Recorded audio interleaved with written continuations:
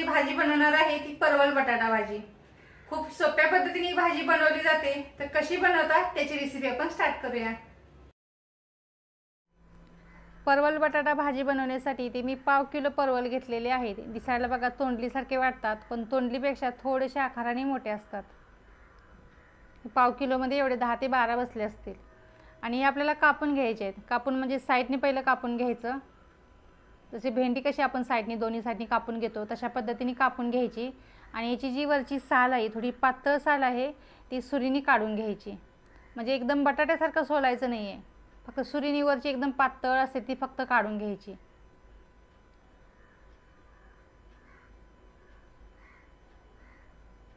अशी एवढी पातळ साल निघाली पाहिजे।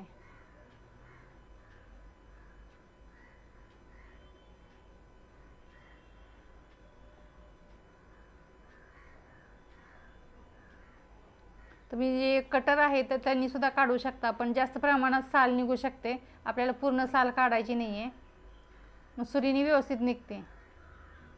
याने काढायचं तुम्हाला तर एकदम हळूवारपणे काढायला लागेल, जेणेकरून पूर्ण साल निघाली नाही पाहिजे। फक्त जो हिरवा कलर आहे वरचा तो फक्त वरचा निघाला पाहिजे, म्हणून सुरीने व्यवस्थित निघेल तर सुरीने काढून घ्या। मी आता सर्व हे सुरीने काढून घेतलेलं आहे।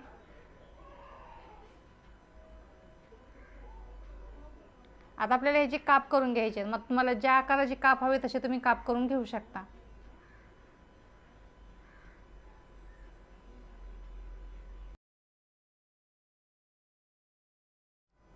परवलची वरची पातळ साल काढून झाली की मी धुवून घेतले आणि त्याचे छोटे छोटे पीस केलेले आहेत। तुम्हाला ज्या आकाराचे पीस हवे तसे तुम्ही बनवू शकता। आणि मध्यम आकाराचे 2 बटाटे त्याचे सुद्धा मी असे छोटे छोटे काप केलेले आहेत आणि गाळत ठेवलेले आहे। धुवून झाल्यानंतर गाळून घ्यायचं, कारण आपल्याला परत फ्राय करायचं आहे।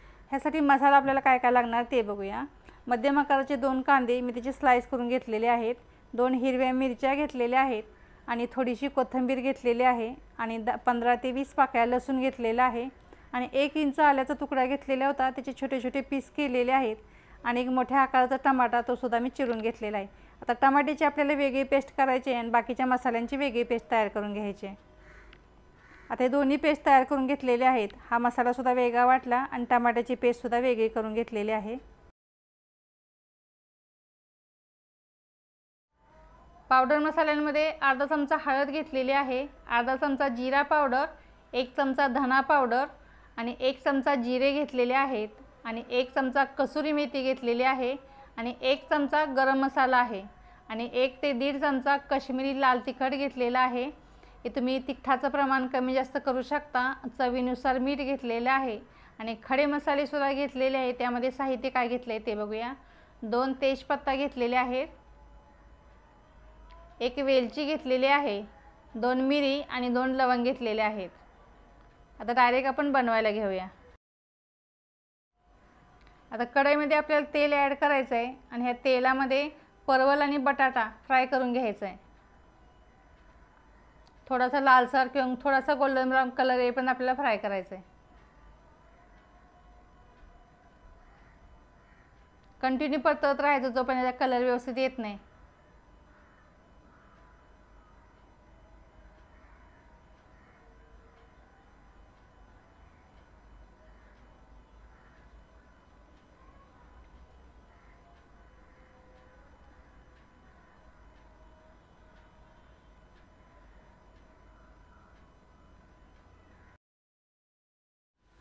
बटाटा आणि परवलचा कलर सुद्धा चेंज झालेला आहे। फ्राय करून झाली तर आता काढून घेऊया।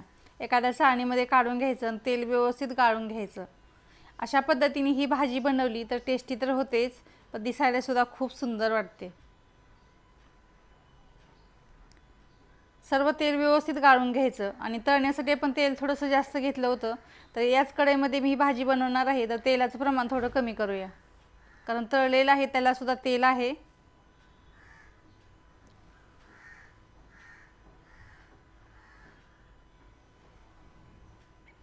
आता 4 ते 5 चमचे तेल असेल। पहिले आपण खडे मसाले टाकून घेऊया, ते व्यवस्थित परतवून घ्यायचं।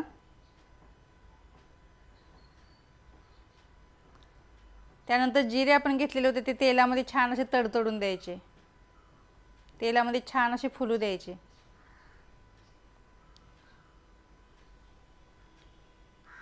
आता जो मसाला आपण मिक्सरला वाटलेला होता तो मसाला ॲड करून व्यवस्थित तेलामध्ये परतवून घेऊया।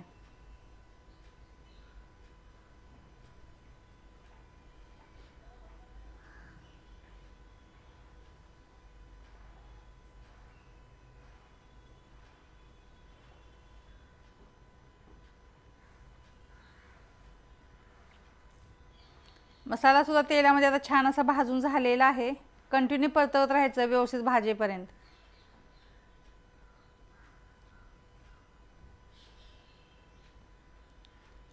आता आपण जी टोमॅटोची पेस्ट सुद्धा तयार करून घेतलेली होती ती सुद्धा ह्या मसाल्यांमध्ये टाकून व्यवस्थित परतवून घ्यायचं आणि थोडीशी शिजू द्यायची।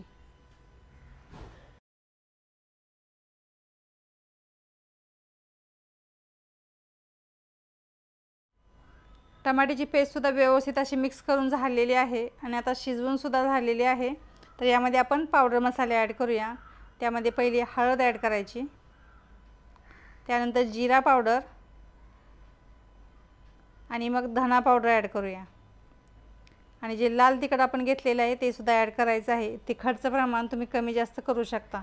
आता हे सर्व तिखटवाले किंवा हे पावडर मसाले तेलामध्ये छान असे शिजले पाहिजे, व्यवस्थित परतवून घ्यायचं आणि जे आपण कसुरी मेथी 1 चमचा घेतलेली होती ती सुद्धा क्रश करून हे तेलामध्ये टाकून आपल्याला परतवून घ्यायची। मसाल्याने छान असं तेल सुटेपर्यंत हा मसाला आपल्याला भाजून घ्यायचा आहे।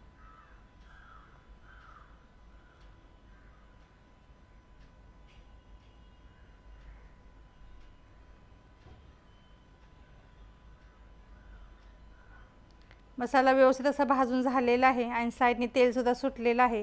जे आपण आता फ्राय करून घेतलं परवल आणि बटाटा तो आता ह्या मसाल्यांमध्ये टाकून व्यवस्थित परतवून घ्यायचं आहे।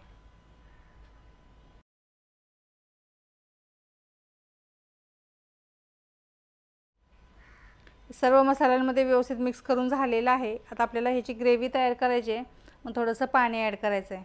इथे गरम पाण्याचा वापर केलेला आहे। आता तुम्हाला किती ग्रेव्ही हवी तसं तुम्ही पाणी ॲड करा। मी 2 ग्लास पाणी घेतलेलं आहे। आता सध्या मी 1 ग्लास पाणी घेतलेलं आहे। थोडं मिक्स करून पाहिलं तर अजून मला पाण्याची थोडीशी गरज वाटली म्हणून मी अजून 1 ग्लास पाणी ॲड केलेलं आहे, कारण ही थोडंसं शिजायला पण पाहिजे।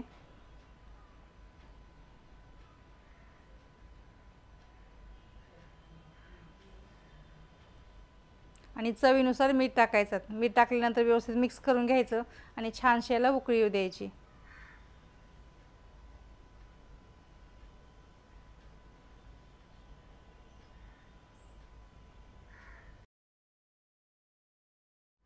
उकळी सुद्धा आता आलेली आहे। आता याच्यावरती झाकण ठेवून 5 ते 10 मिनिटं शिजू द्यायचे।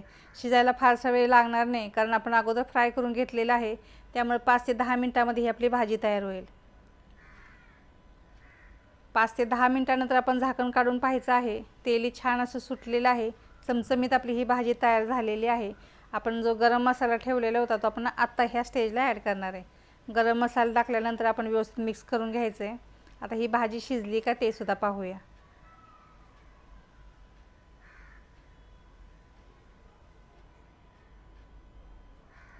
भाजी सुद्धा आता शिजलेली आहे। तर आपली परवल आणि बटाट्याची भाजी तयार झालेली आहे। लास्टपर्यंत व्हिडिओ पाहिला त्याबद्दल मनापासून धन्यवाद।